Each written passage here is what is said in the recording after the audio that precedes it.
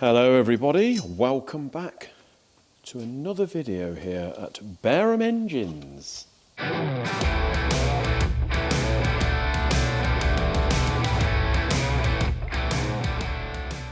Right mate, I'm cracking on today with the Peugeot race engine build. Do you like my thumbnail and title in the last video, mate? I thought it was brilliant. Revealing secrets. Revealing all the secrets. As you can see, we have it on the engine stand. Yeah. So this is one of those bottom ends, mate, where you've got no mains bearings individually as such, yeah, but you have a crank carrier. So this thing joins with no gasket in the middle, and it consists of half of the bearings one side and half in the block. Yes, sandwiches together with a sealant in the middle, yep, which we are using an anaerobic sealer in the green, which looks good against the silver, I feel. It does, which looks nice. And the strange thing about this sealer is it does eventually go off to in atmosphere or when it's exposed to oxygen after quite a considerable amount of time, but it only goes off fairly sharpish when there's no oxygen. And as you can see, mate, I put this on yesterday and it's still a bit tacky. Yeah. So that's sometimes, if we build an engine and it goes back to the customer smartish, they sometimes get a little bit concerned about that. Well, but there's nothing to be concerned about. I was reading up on it the other day, that sealer, and apparently it only properly goes off when there's metal ions and no oxygen. So if you put it between two bits of rubber, it wouldn't work. It only works on metal. There you go. Apparently, but yeah. High-tech stuff. Nice Googling. Yep. But yeah, it's decent stuff, mate, because what you find is with this, as opposed to the silicon sealant that we use, the Black Wind stuff, other brands are available. It goes, when you've got a face-to-face fit like this, where it's crucial that it is actually a face-to-face like main bearings. Yeah. You don't want anything in between there like silicon that's going to hold the thing apart and create more crank clearance. Well, in theory, you should be all right, but if you even have like a 5-minute delay from when you put the silicon on to when you tighten it down, it could be holding it off. But it could be. So it's well worth using this stuff, really. It is. You can get away with a thinner layer of this because it is just generally thinner in nature. Yeah. And also, you don't want too much silicon inside your engine. Not really, which then solidifies, comes loose, and goes into your sump, straight up to your oil pickup. Yep. Which we do see quite a lot when we strip engines, don't we? We do, yeah. You see bits of silicon sort of sat in either sat in the gauze, or you find it in an oil gallery sometimes. But yeah. So that's what we're using, mate. That's what we use on all our face-to-face stuff. Yep. So really, all the bottom end gasket set consists of on this particular engine is a front and rear main seal, which are both the rubber neoprene. Is it the neoprene type? Is that yes, I think so. No, maybe. Rubber type. And a few sort of doughty seals and that really, and a couple of O-rings. We've got the, this will be for, I would think, for maybe the oil cooler or oil filter, something like that. But it does actually come with 4 O-rings that go on the base of the liners. Right. So in the base of this block, if I turn this up the correct way, you can see that down in the base of that block there is a chamfer.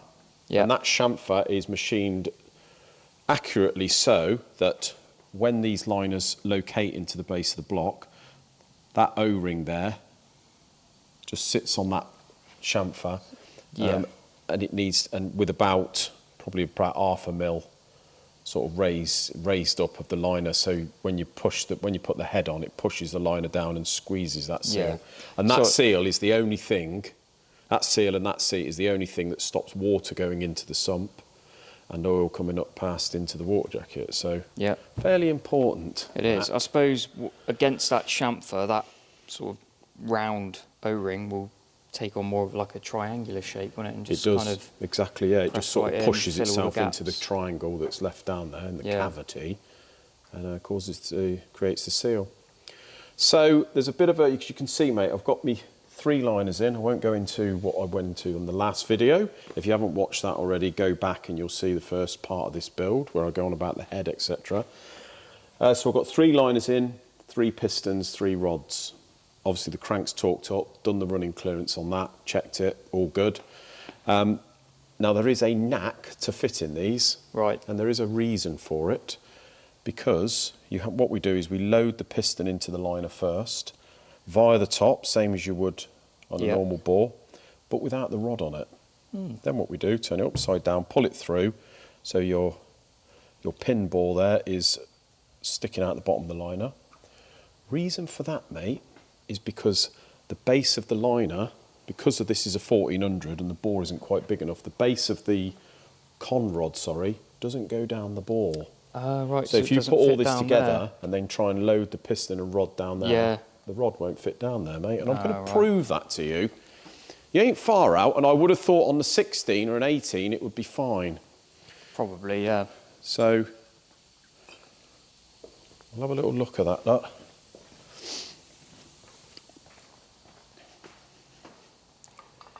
See that, look?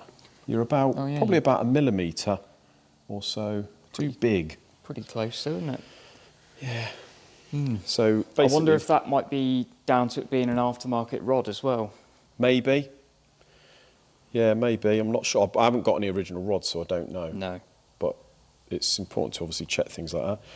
So what we do then, mate, is we load this rod into the piston, like so, removing the cap, and then we feed the whole assembly down into there, and then we turn it on its side, not upside down. And the reason we don't turn it upside down is because the whole liner and piston and rod assembly is going to fall out the bottom because there's nothing holding it in. Yeah.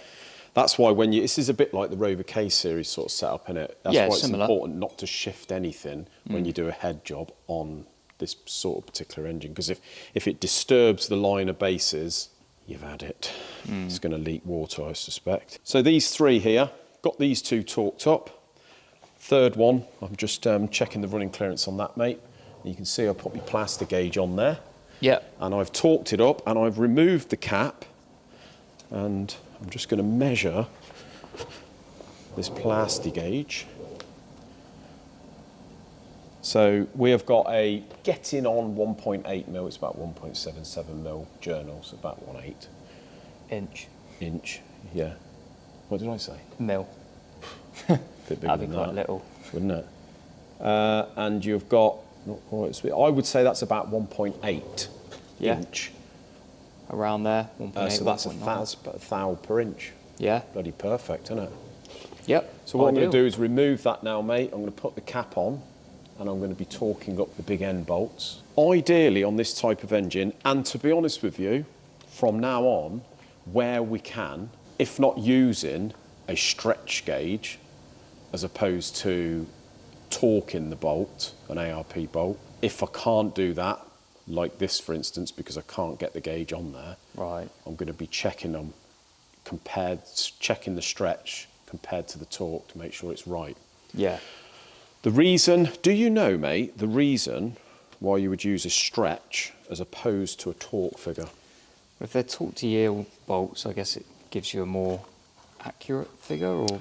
It gives you a more accurate figure when you use the stretch. Yeah. And the reason is because it needs to stretch to get the torque on it. Yeah, whereas so using a torque gauge is a indirect manner of trying to get that stretch. That stretch figure they tell you want to aim for, it will be stretched that much when it's at the correct sort of clamping force, basically. That's it, yeah. So what we're going to do, mate, we're going to prove that, and we're going to check it with our gauge. So here we've got the installation guides for the PEC rods and using the bolts. So we've got ARP 2000 bolts. It gives figures here for a 3/8 bolt, so that's the thread. Yep. And the length of the bolt, that's important as well. And a 5/16. The one we've got is a 3/8.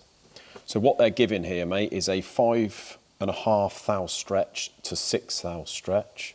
Yep. All 55 foot-pounds with ARP lube. So we have lubed these up. Yep. And if we go and stick this in the vice, mate, the holding device, or should I say, we've got the alley jaws in here, and we've also got some rag, and we're not going to be gripping it too hard, but it's just enough to stop it. Where it needs to be. That's it, right. So this is the stretch gauge. Yep. From ARP. So you can see it's basically a DTI gauge with an adjustable pin. That's it. The ARP bolts come with a dimple in the top, which is perfect for this DTI plunger to go into. Yep. And also on the base, it has a dimple there, which is perfect for going in there. So what we do is we wind this in the rod, and what I'm testing for here is that 55 foot-pounds is going to stretch it to between 5.5 or 6 down.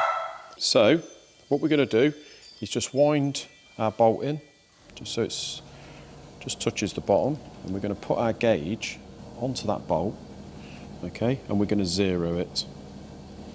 So there we go. So that's basically with the bolt just touching on the so there's no seat. So there's no tension on that bolt at all, and we're going to double check it. Look, that's absolutely bang on. Then what I'm going to do, mate, is I'm going to torque that bolt up to 55 foot-pounds. Yep. Okay, and then we're going to check, see what we got there, mate. And we have about 5.5. Oh yeah, sorry, I'm just getting used to that gauge. 5.5. Goes up in thous, not tenths. Goes up in thous, yeah. Yeah. So there we go. Yeah, about 5.5. So it just goes to show that I don't need to do that on this particular rod. Yeah. Because I've tested it, and that's what it stretches to. Ideal. So what I would do if it didn't go to 5.5 or 6 thou, I would put the torque on that needs to be to get it to that. Yep. Yeah, pretty cool bit of kit, that. So it's just a case of trial and error. If it's not enough, it's just a case of trial and error to, well, it is really. Say call it 56, 57 foot-pound, and but to try be honest, that and see where you are then. To be honest with you, it should be right every time. Yeah. But well, it's just they're not going to tell you 55 foot-pound if they don't think 55 foot-pound is. No, but it's wrong. it's good to check it if you can't use the gauge on a particular engine, innit? Yeah.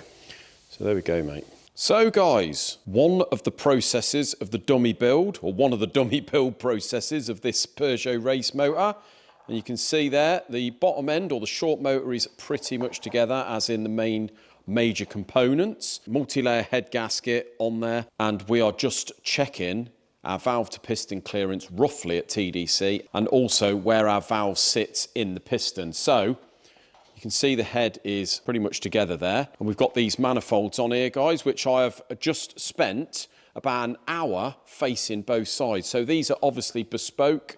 They have been doweled, so they've been port matched to the head, which is great. But they are obviously fabricated and aftermarket. They're all welded up here. And when I put them on a flatbed, they were bent like a bloody banana, probably 1.5 mil bent from the outside to the centre. So what I had to do was roughly sort of face, which cleaned right at the end on this side, just so I could get a sort of flat datum, turn them over, do the other side gradually, and then once I'd done that, turn it over yet again, and then do the other side.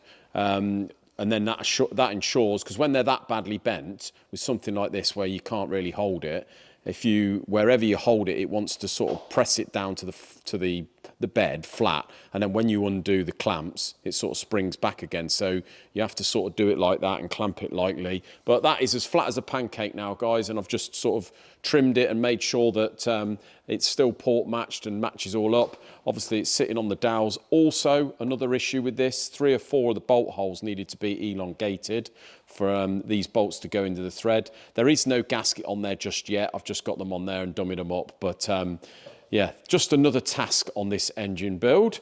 So what I've done, guys, is I've fitted the head gasket and I've put some clay on the inlet and exhaust with the number 1 and 4 up at TDC. And what I do is, this is number 1, this is the front. I've took a spring off the inlet and exhaust on number 1 there, guys, and imprinted them in the clay. So what I do is just put the clay on there, rub a little bit of oil on the clay so the valve doesn't stick to it and pull the clay off, and then just push down when the head is sitting on there, replicating when it would be torqued down. And you can see here, look, that is where the edge of this inlet valve comes to. So we have probably got about 1.5 mil right on the very edge, but you can see there's masses of clearance all the way around here. And again, on the exhaust, probably again 1.5 mil to the edge, but bags of room there on them pockets. So that is all cushy. The next thing I've done, or well, actually I did it previous to this, before the clay was on there, what I've done, guys, is place the head on there. This is before I time it up and do the valve to piston clearance properly at sort of 5 to 10 degrees before and after TDC.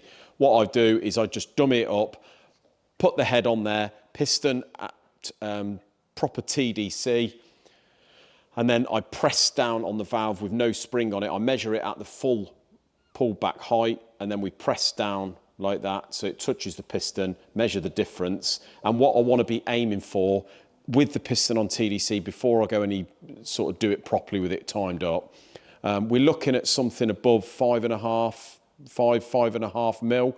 We know if it's anything under that, we're going to be very tight, and the things are going to need, we don't want to sort of clang it up when we turn it over. So we have got 7.5 on the inlet and 8 on the exhaust. That's 8 mil. So I suspect we've got bags of clearance, but obviously we're going to check it again with clay. Yeah, it's just another sort of dummy build process on a motor like this, guys. Very long-winded job, but very enjoyable, very rewarding. And when you actually get this thing, or get these sort of engines in the car, get them all set up, get them running, and you hear of the power, the torque, and the results of the car, it's very, very rewarding indeed. So there we go, guys. We're going to leave it for one day. Probably come back, do another video for Saturday, something like that.